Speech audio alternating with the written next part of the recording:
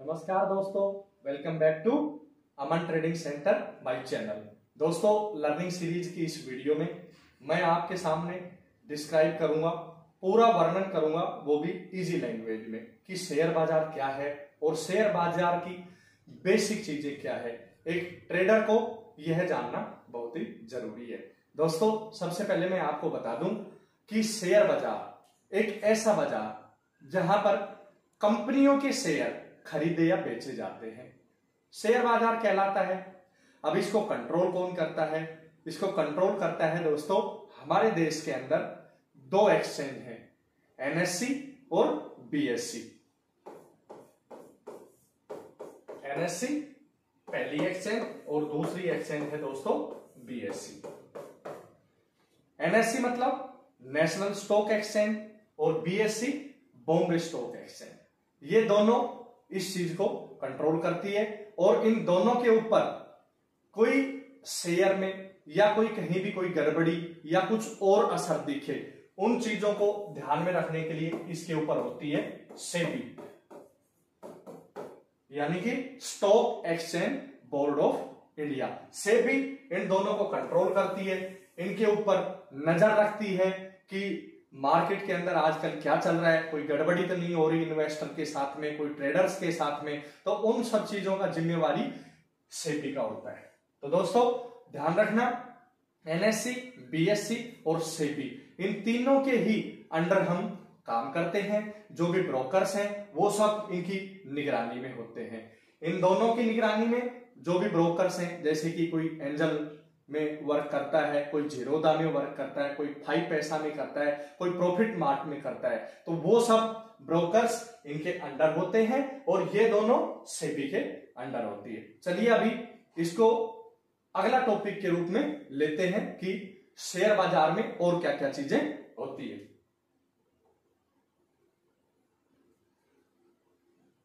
Next आता है दोस्तों कि एनालिसिस क्या होता है।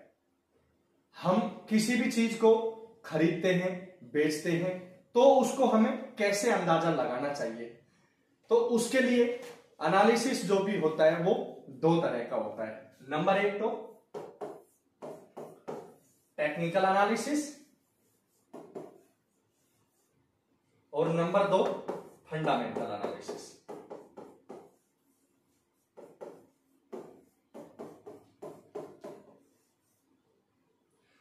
दो तरह के एनालिसिस होते हैं, टेक्निकल एनालिसिस और फंडामेंटल एनालिसिस। टेक्निकल एनालिसिस के अंदर क्या क्या चीजें आती हैं, जैसे कि चार्ट रीडिंग करना, चार्ट जिसमें कि कैंडलस्टिक पैटर्न आती हैं।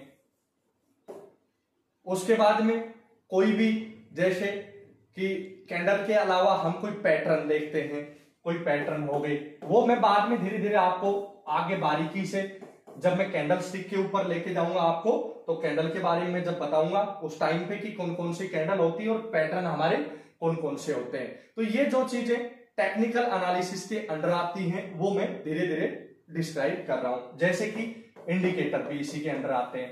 टेक्निकल चीजें देख के हम और किसी भी इंडिकेटर को लगाएं या फिर कोई भी कैंडल का फॉर्मेशन है उसको देख के हम अंदाजा लगाते हैं, चार्ट को रीडिंग करते हैं। ये हो गया दोस्तों टेक्निकल एनालिसिस। अभी मैं बात करूं फंडामेंटल एनालिसिस।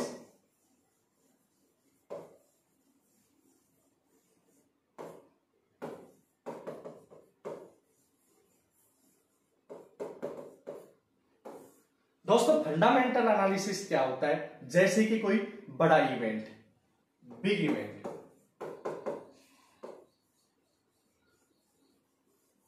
जैसे कि इलेक्शन, कोई news,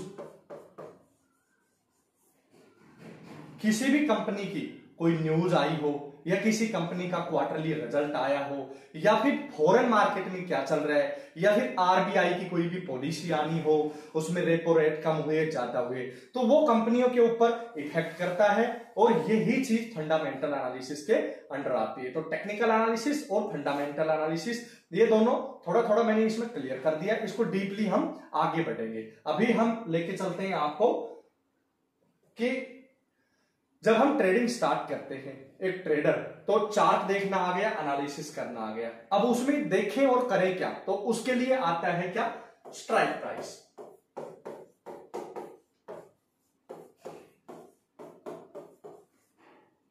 strike price, strike price जैसे कि हमारी निफ्टी 50,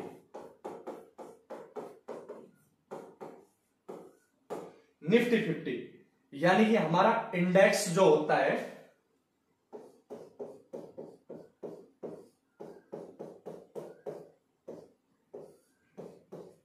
इंडेक्स के अंदर जैसे निफ्टी 50 यानी कि एनएससी के अंडर जो भी निफ्टी 50 के अंदर टॉप 50 कंपनियां होती है, जैसे कोई ऑटो सेक्टर की हो गई, जैसे टाटा मोटर हो गया, मारुति हो गया, या कोई आईटी सेक्टर हो गया, या फिर कोई लाइटिंग सेक्टर हो गया, या फिर कोई फार्मा सेक्टर हो गया, जो टॉप 50 कंपनियां हैं हमारे देश की, वो निफ्टी 50 के अंदर लिस्टेड होती है। तो एक ट्रेडर को निफ्टी 50 के अंदर जैसे ट्रेड करने के लिए इसकी स्ट्राइक प्राइस चाहिए। अब स्ट्राइक प्राइस जैसे निफ्टी नाउएडेज 23,500 के लेवल पे चल रही है, तो ये 23,500, 23,600, 23,400, ये क्या हो गया, स्ट्राइक प्राइस। ये क्या हो गया दोस्तों, स्ट्राइक प्राइस। तो हमें किसी भी शेयर का मोल भाव करने के लिए उसके स्ट्राइक प्राइस के अंदर हम घुसते हैं। एक ऑप्शन बायर को मैं आपको यह भी बताऊंगा कि ऑप्शन बायर क्या होता है, और खाली निफ्टी 50 का ये स्ट्राइक प्राइस हुआ। अगर मैं इंडेक्स ऑप्शन की बात करूं तो बैंक निफ्टी के अंदर जैसे अभी 50,000 की वैल्यू चल रही है बैंक निफ्टी की, तो आप देख सकते हो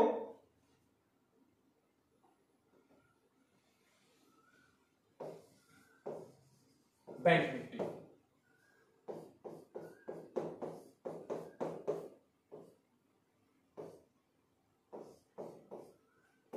ये भी इंडेक्स का ही पार्ट है दोस्तों।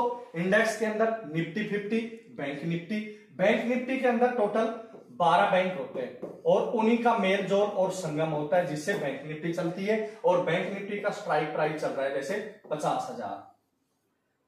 जब 50,000 से नीचे आएगी तो दोस्तों फिर आएगा 49,900, इससे ऊपर जाएगी तो 50,500।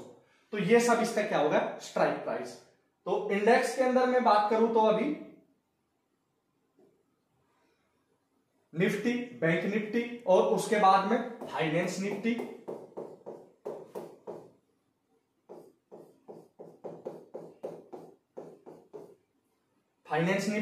और मिड कैप निफ्टी।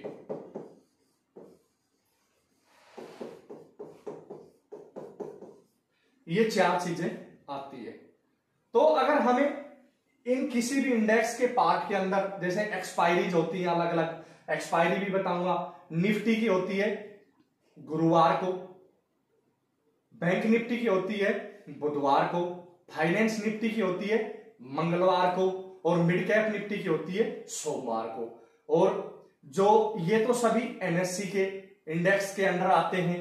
और जो बीएसई है, बॉम्बे स्टॉक एक्सचेंज, उसके अंदर जैसे बेनेक्स हो गया, बेनेक्स को मैं लिख देता हूं, और एक सेंसेक्स हो गया। ये दोनों किसके अंदर आता है, ये दोनों आता है बॉम्बे स्टॉक एक्सचेंज के अंदर। और अगर मैं इंडेक्स के अंदर बात करूं तो वो आता है नेशनल स्टॉक एक्सचेंज के अंदर, वो पूरा इंडेक्स हो गया। और ये हो गया बीएससी का इंडेक्स। तो इनकी एक्सपायरीज होती है अलग अलग, जैसे बेनेक्स की और सेंसेक्स की होती है फ्राइडे को। तो हमें दोस्तों इन चीजों के बारे में पता होना चाहिए बेसिकली कि कब कब किसकी एक्सपायरी होती है और क्या क्या स्ट्राइक प्राइस होता है। निफ्टी 50 के अंदर क्या क्या आता है, बैंक निफ्टी के अंदर क्या आता है, फिर निफ्टी के अंदर जैसे पूरा फाइनेंस सेक्टर आता है। अभी दोस्तों मैं बात करता हूं स्ट्राइक प्राइस के बाद में कि स्ट्राइक प्राइस को कैसे चूज करें। अब जैसे निफ्टी 50 चल रही है 23,500 के ऊपर, तो 23,500 एग्जैक्टली इसका क्या होगा, 23,500 के ऊपर अगर निफ्टी 50 चल रही है तो ये इसका हो गया एट द मनी। क्या हुआ ये,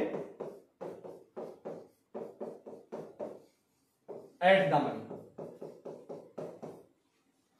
23,500 एट द मनी, चाहे इससे ऊपर जाए या नीचे जाए। अब हम इन द मनी और आउट ऑफ द मनी को समझेंगे कि ये क्या चीज होती है।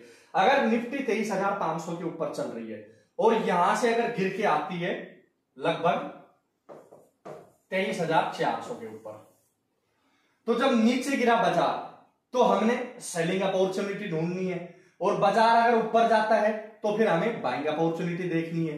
तो अगर 23,400 के ऊपर आया तो यहां से 100 पॉइंट का ब्रेकडाउन हुआ तो 23,500 के अंदर, यानी कि जब हम सेलिंग करेंगे, यानी कि हम किसी भी कॉल को ऑप्शन बायर जैसे हम बाई करते हैं, ऑप्शन सेलर होते हैं, उन दोनों का कॉन्ट्रैक्ट होता है, ऑप्शन बायर और ऑप्शन सेलर का।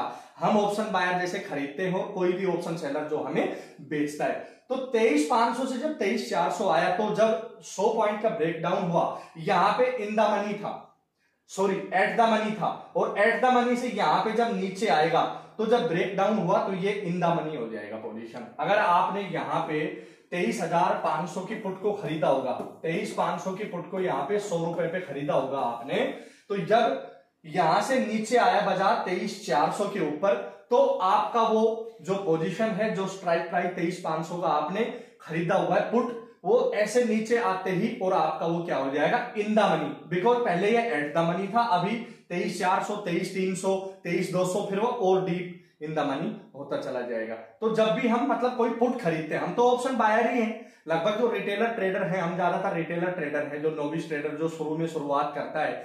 वैसे तो आपकी मर्जी है, चाहे आप कहीं से भी शुरुआत करें शेयर बाजार की, स्विंग ट्रेडिंग से। एक नए ट्रेडर को तो मैं बोलता हूं कि स्विंग ट्रेडिंग से करनी चाहिए, लेकिन वो सबकी अपनी अपनी सोच है। मेरा एक मकसद है कि बेसिक क्या चीजें, वो बेसिक आपको मैं कवर कराना। अभी दोस्तों मैटर ये आया कि अगर सपोज दैट बाजार निफ्टी 50 23,500 पे चल रहा था, उस टाइम पे क्या था, ये एटीएम था, यानी कि एट द मनी, और अगर ये 23,400 पे आया तो यहां पे क्या हुआ, आईटीएम, यानी कि इन द मनी। और दोस्तों अगर 23,600 के ऊपर चला गया बाजार, 23,600 के ऊपर चला गया, तो ये जो आपका स्ट्राइक प्राइस था, ये तो आपका नीचे रह गया। आपको तो नीचे जब ब्रेकडाउन होता 23,300, 23,200 तक, तब फायदा होता। लेकिन अभी जब ऊपर जाएगा तो ऊपर जाने के बाद में आपका ये क्या हो जाएगा, ओटीएम। क्या हो जाएगा ये, ओटीएम, यानी कि आउट ऑफ मनी। ठीक है, तो दोस्तों ध्यान रखना, आईटीएम, एटीएम और ओटीएम। अब ये जब आपका आउट मनी हो गया यहां से, तो आपको ध्यान रखना है दोस्तों कि हमें जब पुट साइड का ट्रेड लिया था तो ये ऊपर जा रहा है बाजार, तो हमें वहां पे क्या जरूरत पड़ेगी, जहां पे ये 100 रुपए का हमने ये प्रीमियम से ये 23,500 का पुट खरीदा था, ये अभी यहां पे जाएगा तो इसका प्रीमियम यहां पे घट के आउट ऑफ मनी की वजह से यहां पे 80 रुपए या फिर 70 रुपए हो जाएगा। तो हमें ये चीजें ध्यान रखनी है।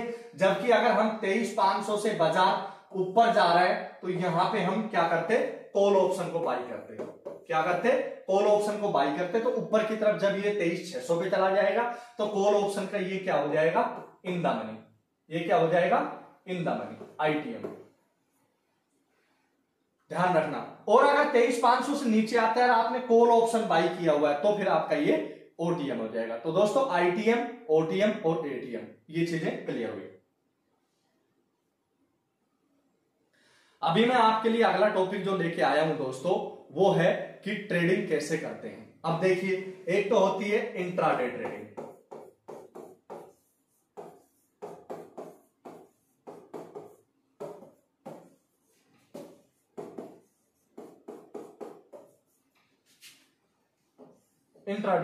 इंट्राडे ट्रेडिंग जैसे कि जब सोमवार से लेके, जब कोई गैजेटेड हॉलीडे ना हो, सोमवार से लेके शुक्रवार तक जब बाजार ओपन होता है तो उस दिन 0915 आवर्स से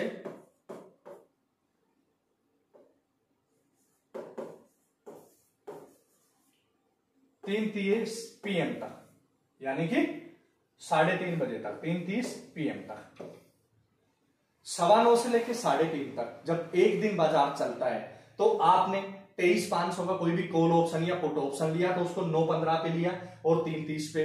उसके बीच में जब भी आपको मूवमेंट मिला, जिस भी स्ट्रेटजी के हिसाब से आपने वर्क किया, तो वो ट्रेड आप आउट कर देते हैं। इसको बोलते हैं डेली ट्रेडिंग, यानी कि intra trading. Intraday trading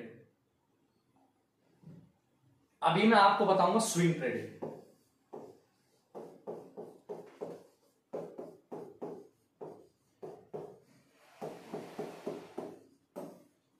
swing trading जैसे कि आपने कोई भी एक शेयर, जैसे अभी टाटा स्टील या फिर लगाओ आप सुजलोन एनर्जी का कोई भी एक 20 रुपए पे कोई शेयर चल रहा है, तो वो आपने आज ले लिया और इसको आप, इसकी कोई एक्सपायरीज नहीं होती, जैसे निफ्टी 50 की एक्सपायरीज मैंने आपको बताई गुरुवार को होती है। तो स्विंग ट्रेडिंग के अंदर कोई भी आपने किसी भी कंपनी का शेयर खरीदा 20 रुपए पे, तो जब तक ये 40 रुपए चला गया, 50 रुपए चला गया या फिर 100 रुपए चला गया कोई भी एक शेयर, तो ये आप 1 साल 2 साल 3 साल कभी तक भी रख सकते हो। उसको हम बोलते हैं स्विंग ट्रेडिंग, यानी कि जो हम लंबी अवधि के लिए रखते हैं। अभी ट्रेडिंग का क्लियर हो गया दोस्तों, इंट्राडे ट्रेडिंग क्या होती है और स्विंग ट्रेडिंग क्या होती है। इंट्राडे ट्रेडिंग को हम जैसे एक्सपायरी टू एक्सपायरी वर्क करते हैं, बिकॉज आपको पता है जैसे आज बेनेक्स की एक्सपायरी थी शुक्रवार को, तो अगले शुक्रवार को भी वीकली एक्सपायरी होती है। एक्सपायरी स्टॉक्स की जो होती है वो मंथली होती है, यानी कि हर महीने के अंत में कोई भी स्टॉक, जैसे मारुति का स्टॉक हो गया, तो उसकी एक्सपायरी कब होगी, हर महीने के आखिरी गुरुवार को। अगर कोई छुट्टी नहीं होती है तो फिर गुरुवार को ही होगी, नहीं तो एक दिन बुधवार को भी हो जाएगी, अगर कोई बुधवार बृहस्पतिवार को गुरुवार को कोई भी गैजेटेड हॉलीडे आ रहा है तो स्टॉक्स भी मंथली एक्सपायरी में चलते हैं। निफ्टी और इंडेक्स जो भी है, बैंक निफ्टी फिन निफ्टी, ये वीकली एक्सपायरी में चलते हैं। तो एक्सपायरी का क्लियर हो गया, इंट्राडे ट्रेडिंग का हो गया। और स्विंग ट्रेडिंग कोई भी स्टॉक हो, चाहे पेनी स्टॉक हो, पेनी स्टॉक मतलब जो छोटे स्टॉक जिनका 1 2 5 रुपए रेट हो, वो सब लंबी अवधि के लिए आप रख सकते हो। जैसे एमआरएफ हो गया, कभी से चलता आ रहा है, ब्रांडेड चीज है तो काफी वो चलता जाएगा, आप चाहे 5 साल करो चाहे 10 साल करो। अभी देखिए ट्रेड को एग्जीक्यूट करना, आप किसी भी ब्रोकर्स में, जैसे कि हमारे फेमस ब्रोकर हैं, जैसे प्रॉफिट मार्ट है, प्रॉफिट मार्ट है, एंजल वन है, या फिर जीरोधा है, ये सब क्या है, ब्रोकर्स हैं। इनको एनएससी की तरफ से परमिशन होती है, एनएससी के अंडर आते हैं ये सभी। उधर से परमिशन लेने के बाद में आपको एक डीमेट अकाउंट ओपन कराना होता है, तब आप ट्रेडिंग स्टार्ट कर सकते हैं। डीमेट के लिए आप अपने आधार कार्ड, पैन कार्ड, जो भी रिक्वायर्ड डॉक्यूमेंट्स होते हैं वो सब देते हैं। उसके बाद में फिर आपको ये जितने भी ये जो ब्रोकर्स होते हैं ये सब आपको अथॉरिटी प्रदान करते हैं और आप ट्रेडिंग स्टार्ट करना शुरू कर सकते हैं। अब देखिए ट्रेडिंग स्टार्ट किया, मान लो मैं प्रॉफिट मार्ट का ब्रोकर यूज करता हूं, तो किसी भी ट्रेड को एग्जीक्यूट करना, जैसे कल बाजार ओपन हुआ 23,300 के ऊपर, 23,300 के ऊपर मेरे को लगा, मैं चार्ट देखता हूं, मैं कैंडलस्टिक पैटर्न देखता हूं, जो भी चीजें देखता हूं, मेरे को लगा कि 23,300 की कॉल ऑप्शन मेरे को यहाँ पे 150 रुपए में मिल रही है और मेरा सिनेरियो है बुलिश है।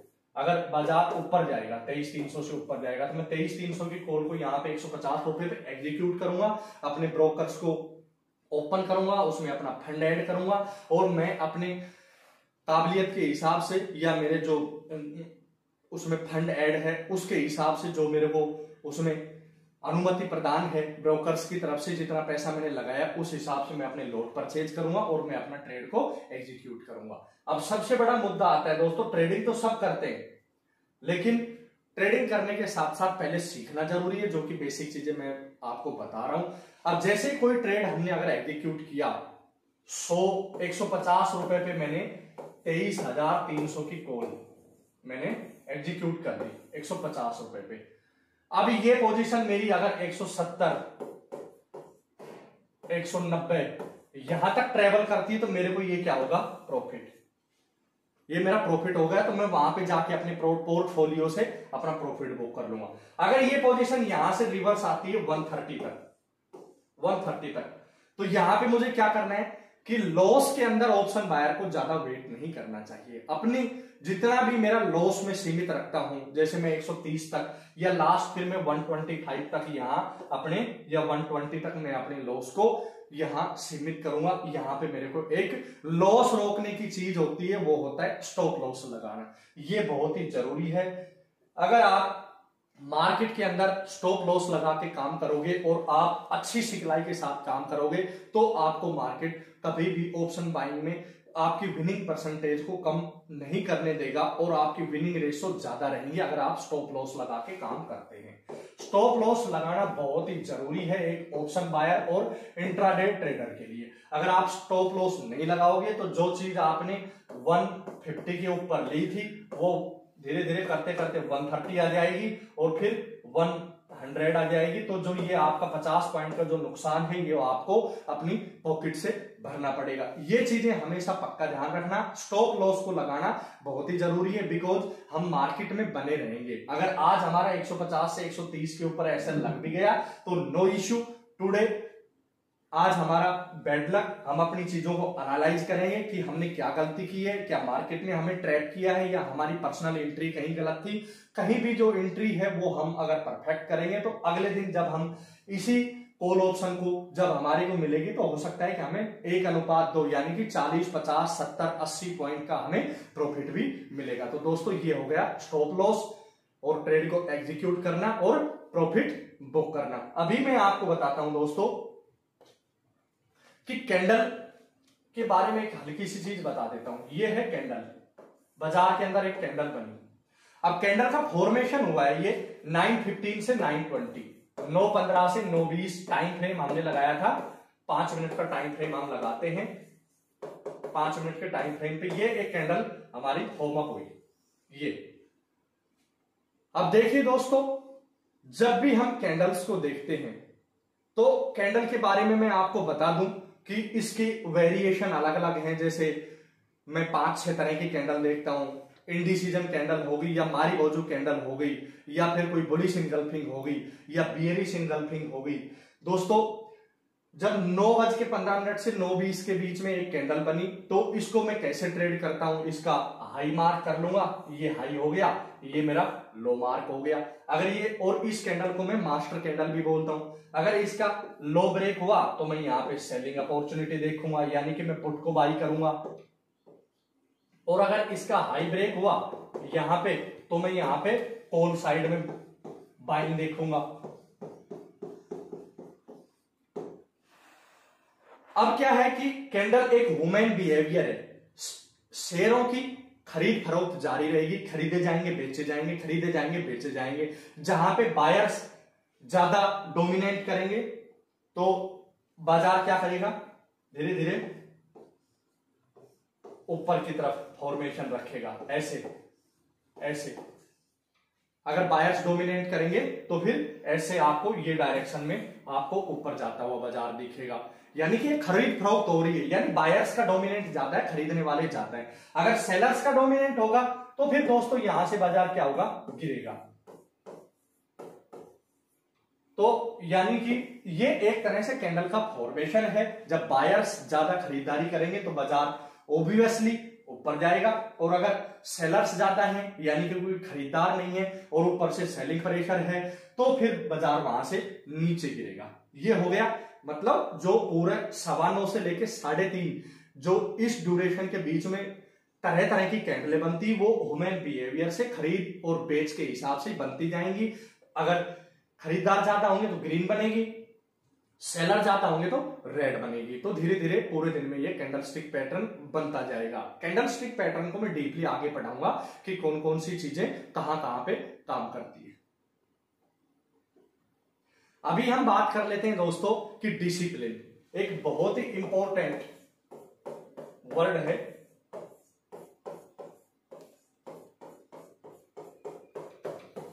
डिसिप्लिन ये क्या चीज है, बाजार के अंदर बने रहने के लिए एक ऑप्शन बायर को बहुत ही निहायत ही जरूरी है डिसिप्लिन से वर्क करना। यानी कि जब मैं किसी भी स्ट्रेटजी को यानी कि कोई भी एक स्ट्रेटजी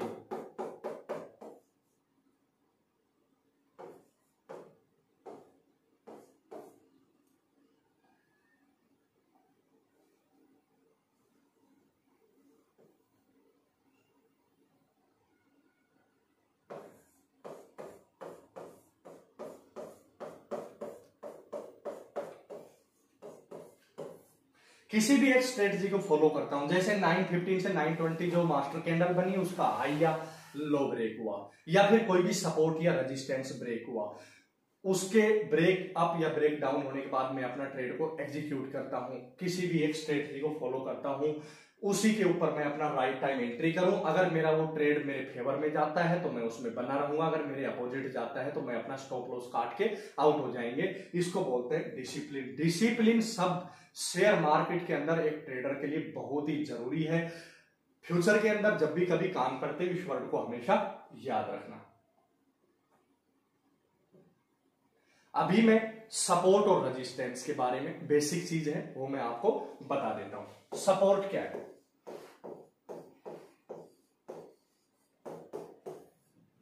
ये मार्केट ओपन हुआ यहां पे, यहां से गिरावट आई यानी कि रेड कैंडल बनी।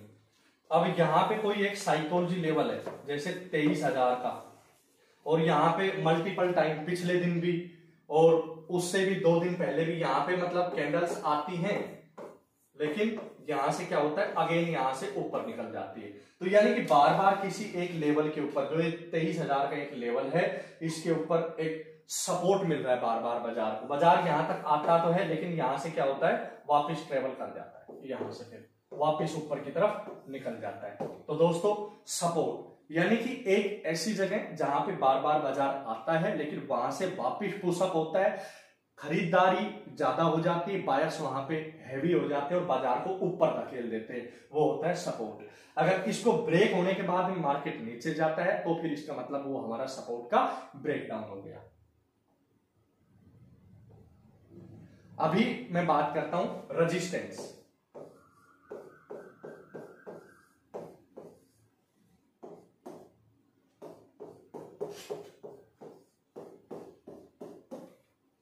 बाजार नीचे यहां से ऊपर गया धीरे धीरे धीरे धीरे।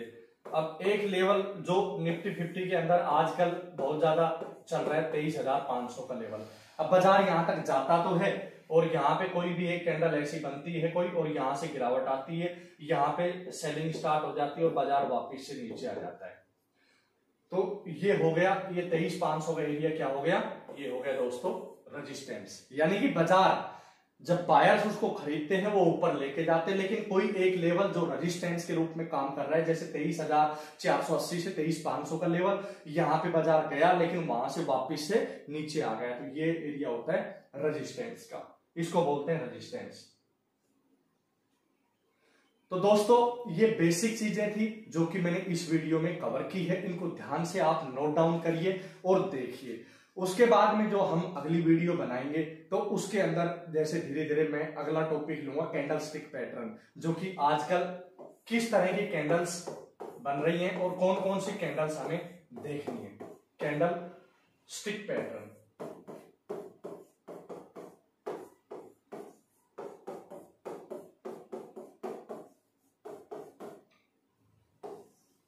ये हमारा नेक्स्ट टॉपिक होगा जो आपको 1 से 2 दिन में वीडियो मिल जाएगी। लेकिन जो बेसिक चीजें हैं ना उनको बनाने का मेरा मुद्दा यही था कि नए ट्रेडर को ये सब चीजों के बारे में पता होना चाहिए। एनएससी क्या होता है, बीएससी क्या होता है, इनको कंट्रोल कौन करता है, ट्रेडर्स क्या होता है, इन्वेस्टर क्या होता है। इन्वेस्टर वो होता है जो स्विंग ट्रेडिंग में मान लो लंबे टाइम के लिए, जिसकी कोई एक्सपायरी नहीं, कोई भी एक ट्रेड लेके और काफी दिन तक उसको, जैसे मैंने 1 लाख रुपए का सुदलोन एनर्जी का कोई भी मान लो बाय द वे मैंने अपना अच्छा देखा कि मेरे को स्विंग ट्रेडिंग के लिए बेस्ट है, अगले 4 से 5 साल के लिए, 2 साल के लिए मेरे को ये अच्छा रिटर्न दे सकता है, तो उसको इन्वेस्ट करना, उसको इन्वेस्टर्स बोलते हैं। और दोस्तों जो ट्रेडर्स होते हैं वो वनडे या फिर वीकली ट्रेडर्स, ऐसे लॉन्ग पोजीशन शॉर्ट पोजीशन वो करते हैं। तो दोस्तों अगली वीडियो में हम मिलेंगे आपके साथ में, इन सब बेसिक चीजों को आप नोट डाउन करना। अगली वीडियो में कैंडल स्टिक पैटर्न जो कि आज के दिनों में चल रहा है, क्या हैमर कैंडल होती है, क्या इन्वर्टेड हैमर होता है, क्या फिर बुलिश इनगल्फिंग होता है, क्या बियरिश इनगल्फिंग होता है, क्या इंडिसीजन या डोजी कैंडल होता है, उन सब चीज के बारे में डिस्कस करेंगे। आपको वीडियो पसंद आई हो तो दोस्तों मेरी वीडियो को लाइक करना, मेरे चैनल को सब्सक्राइब करना। हर एक चीज बिल्कुल बारीकी से और देसी भाषा में आपको फ्री ऑफ कॉस्ट में सिखाऊंगा, ये मेरा आपसे वादा है। मेरी कोई फीस या कोई पेड चैनल नहीं है। अगर कोई आपके साथ में ऐसा कोई पेड या कोई चीज की मांग करता है तो it means that is fraud. तो मिलते हैं आपको नेक्स्ट वीडियो में, तब तक के लिए नमस्कार।